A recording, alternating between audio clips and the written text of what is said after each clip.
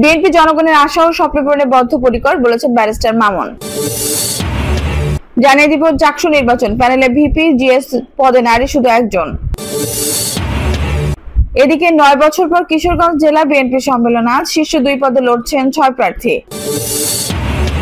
এবং সর্বশেষ জানাবো গোলাম আজম যেমন স্বাধীনতা চায়নি জামায়াত তেমনি নির্বাচন চায় না বলেছেন ডক্টর রেদওয়ান।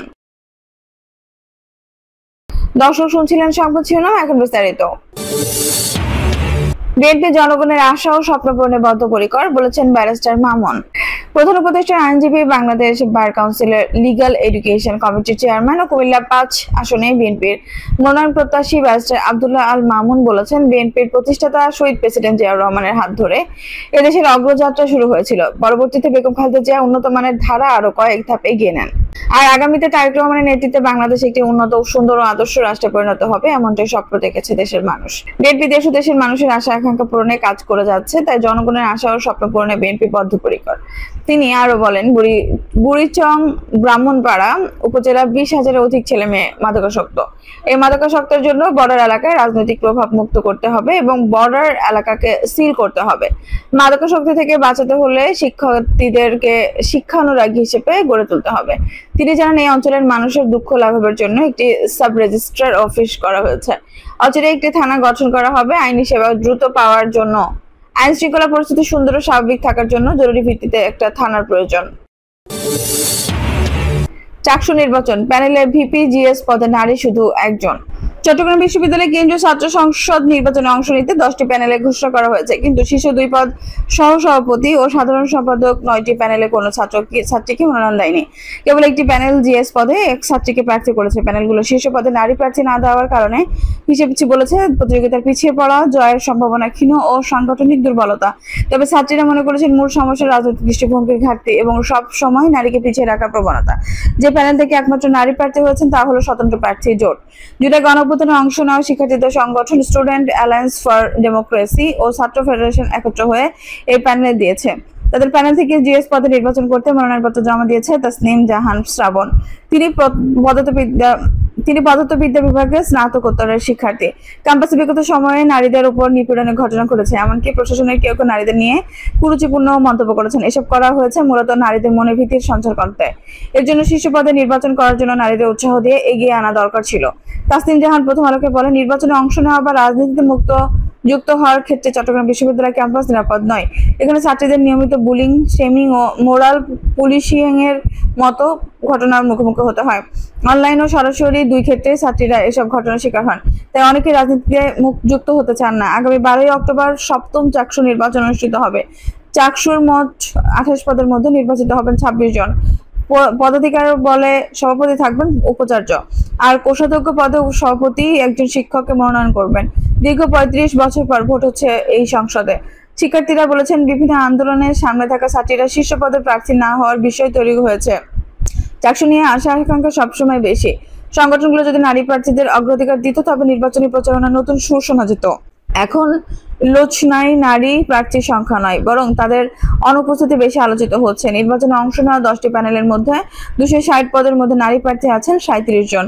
যে প্যানেল থেকে একমাত্র নারী প্রার্থী হয়েছেন তা হলো স্বতন্ত্র প্রার্থী জোট। জুলাই গণঅভ্যুত্থানে অংশ নেওয়া শিক্ষার্থীদের সংগঠন স্টুডেন্ট অ্যালায়েন্স ফর ডেমোক্রেসি ও ছাত্র ফেডারেশন একত্র হয়ে এই প্যানেল দিয়েছে। মানব সম্পদ ব্যবস্থাপনা বিভাগের প্রথম বর্ষের শিক্ষার্থী সাদিয়া নাসরিন বলেন, আমরা ভেবেছিলাম অন্তত 2-3টি প্যানেলে ভিপি বা জিএস পদে নারী থাকবে, শেষ পর্যন্ত কেবল এই প্যানেল রাখবো। 9 বছর পর কিশোরগঞ্জে জেলা বিএনপি সম্মেলন আজ শীর্ষ 2 পদে লড়ছেন 6 প্রার্থী। 9 বছর পর কিশোরগঞ্জ জেলা বিএনপির ত্রিবার্ষিক সম্মেলন আজ শনিবার শহরের পুরনো স্টেডিয়ামে অনুষ্ঠিত হতে যাচ্ছে। সম্মেলনে সভাপতি ও সাধারণ সম্পাদক পদের জন্য মোট 6 জন নেতা প্রতিদ্বন্দ্বিতা করেছেন। 13 উপজেলায় ও 8 পৌর কমিটি 2090 জন কাউন্সিলর ভোটারের মাধ্যমে শীর্ষ 2 পদে নেতৃত্ব নির্বাচন করবেন বলে দলীয় সূত্রে জানা গেছে। সম্মেলন ঘিরে সভাপতি ও সাধারণ সম্পাদক পদ কারা পাচ্ছেন তা নিয়ে চলছে নানা গুঞ্জন। শহরের স্টেশন রোড সহ বিভিন্ন এলাকায় প্রার্থীদের ছবি সংবলিত ব্যানার, প্ল্যাকার্ড ও ফেস্টুন ভরে গেছে। 2 শহর উপরে 200-র উপরে তোরণ নির্মাণ করা হয়েছে। স্টেডিয়াম বিশাল মঞ্চের সঙ্গে নির্মাণ করা হয়েছে 30,000 বর্গফুটের অস্থায়ী ছাউনি। সম্মেলন ঘিরে দলের নেতা কর্মীদের মধ্যে উৎসাহ উদ্দীপনা বিরাজ করছে। বিএনপি নেতারা জানিয়েছেন বেলা 11টায় সম্মেলনের উদ্বোধন করবেন দলের মহাসচিব মির্জা ফখরুল ইসলাম আলমগীর। এতে ভার্চুয়ালি যুক্ত হয়ে প্রধান অতিথির বক্তব্য দেবেন বিএনপির ভারপ্রাপ্ত চেয়ারম্যান তারেক রহমান। বিশেষ অতিথি হিসেবে উপস্থিত থাকবেন দলটির চেয়ারপারসন উপদেষ্টা আব্দুস সালাম। প্রধান বক্তা হিসেবে থাকার কথা রয়েছে দলের স্থায়ী জাতীয় নির্বাহী কমিটির যুগ্ম মহাসচিব হাবিবুন নবী খান সোহেলার। অতিথি হিসেবে উপস্থিত থাকবেন যুগ্ম মহাসচিব সৈয়দ ইমরান সালেহ প্রিন্স, কোষাধ্যক্ষ এন রাশিদুজ্জামান মিলাত সহ সাংগঠনিক সম্পাদক শাহ মোহাম্মদ ওয়ারিস আলী মামুন ও আরেক সাংগঠনিক সম্পাদক আবু ওয়াহাব আকন্দ। সম্মেলনে সভাপতিত্ব করবেন কিশোরগঞ্জ জেলা বিএনপি সভাপতি মোহাম্মদ শরীফুল আলম। জেলা বিএনপি সম্মেলন আয়োজনে সব প্রস্তুতি শেষ করা হয়েছে। শুক্রবার বিকেলে কিশোরগঞ্জ শহরের পুরনো স্টেডিয়ামের ছবি প্রথম আলো দলীয় সূত্রে জানা গেছে। 2016 সালে ত্রিবার্ষিক সম্মেলনে মোহাম্মদ শরীফুল আলমকে সভাপতি ও মাজহারুল ইসলামকে সাধারণ সম্পাদক ঘোষণা করা। ওই সময় সম্মেলনে প্রধান অতিথি হিসেবে দলের মহাসচিব মির্জা ফখরুল ইসলাম উপস্থিত থাকলেও বক্তব্যের মাধ্যমে শেষ হয়ে যায় সম্মেলন। পরে 3 সপ্তাহ পর কেন্দ্র থেকে সভাপতি ও সাধারণ সম্পাদকের নাম ঘোষণা করা হয়। পরবর্তী সময়ে 151 সদস্যের পূর্ণাঙ্গ কমিটি গঠন করা হয়। এবার সভাপতি পদে প্রার্থী হয়েছেন জেলা বিএনপির বর্তমান সভাপতি মোহাম্মদ শরীফুল আলম। তাকে প্রতীক দেওয়া হয়েছে আনারস। গোলাম আজম যেমন স্বাধীনতা চায়নি, জামায়াতও তেমনি নির্বাচন চায় না বলেছেন doctor Redwan. Liberal Democratic party LDP মহাসচিব বীর মুক্তিযোদ্ধা ডক্টর রেদওয়ান আহমেদ বলেছেন জামায়াত ইসলামী সর্বদা দেশের শান্তি শৃঙ্খলা সার্বভৌমত্বের বিরোধিতা করে আসছে। ভারত বিভক্তকালে মাওলানা মাওদুদি পাকিস্তান সৃষ্টির বিরোধিতা করেছিলেন। মুক্তিযুদ্ধকালে গোলাম আজমও বাংলাদেশের সৃষ্টির বিরোধিতা করেছেন। আজ তারা পিআর পদ্ধতির অযৌক্তিক দাবি তুলে আসন্ন নির্বাচনকে বাধাগ্রস্ত করার চেষ্টা করেছে।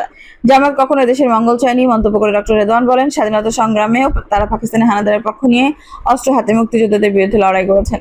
এখন পিআর পদ্ধতি দাবি করে জাতিকে বিভ্রান্ত এবং নির্বাচনকে বিলম্বিত করার চেষ্টা চালিয়ে যাচ্ছে। জাতি তাদের এই প্রলোভনে পড়বে না। জামায়াতের চলমান আন্দোলন সম্পর্কে এলডিপি মহাসচিব আরো বলেন রাষ্ট্র সংস্কার, সংবিধান সংস্কার বা অন্যান্য সংস্কার কর্মকাণ্ড নিয়ে জাতীয় ঐক্যমত্য কমিশনের বৈঠকে শুরু থেকে জামায়াত ইসলামী কখনো পিআর পদ্ধতি নিয়ে জাতীয় নির্বাচনের দাবি তোলেনি। এখন তারা আন্দোলনে নেমেছে। বিএনপি নেতৃত্বাধীন সমমনা দলও পিআর পদ্ধতির বিরুদ্ধে মাঠে নামবে। বাংলাদেশের মানুষ কখনোই পিআর পদ্ধতি গ্রহণ করবে না এবং পিআর পদ্ধতিতে নির্বাচন হতে দেবে না। এই সময় শেখ হাসিনা ও ভারত সমালোচনা করে সাবেক এই প্রতিমন্ত্রী বলেন ভারতের মদতে শেখ হাসিনা এদেশের গণতন্ত্রকে হত্যা করতে সক্ষম হয়েছে। শেখ হাসিনার শাসন আমলে ভোটারবিহীন এদেশে যতগুলো নির্বাচন হয়েছে এসবের পেছনে তার একটি বড় শক্তি ছিল।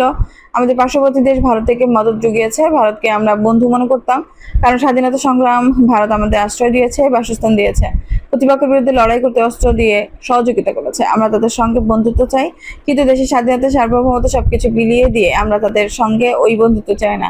সম্মেলনে বিশেষ অতিথি বক্তব্য করেন উপজেলা এলডিপি সভাপতি AKM শামসুল হক মাস্টার, কেন্দ্রীয় এলডিপি উপদেষ্টা অধ্যক্ষ আবুল কাশেম, উপজেলা এলডিপি সাধারণ সম্পাদক অধ্যক্ষ আবু তাহের, সাংগঠনিক সম্পাদক Shahjahan Siraj, chairman Kirankhal union LDP সভাপতি সার্জেন্ট আব্দুল হকের সভাপতিত্ব অন্যদের মধ্যে বক্তৃতা করেন চান্দিনা পৌর এলডিপি সভাপতি অধ্যক্ষ গিয়াসউদ্দিন ভুইয়া, সভাপতি সাবেক commissioner Abdul Samad, Majhkharu union LDP সভাপতি মোয়াজ্জেম হোসেন ভুইয়া, উপজেলা গণতান্ত্রিক যুবদল সভাপতি প্রভাষক সাইফুল ইসলাম বাবর, উপজেলা গণতান্ত্রিক স্বেচ্ছাসেবক দলের সভাপতি সাখাওয়াত হোসেন সাকু, মহিচাইল ইউনিয়ন গণতান্ত্রিক যুবদল সভাপতি প্রভাষক সোহেল খান।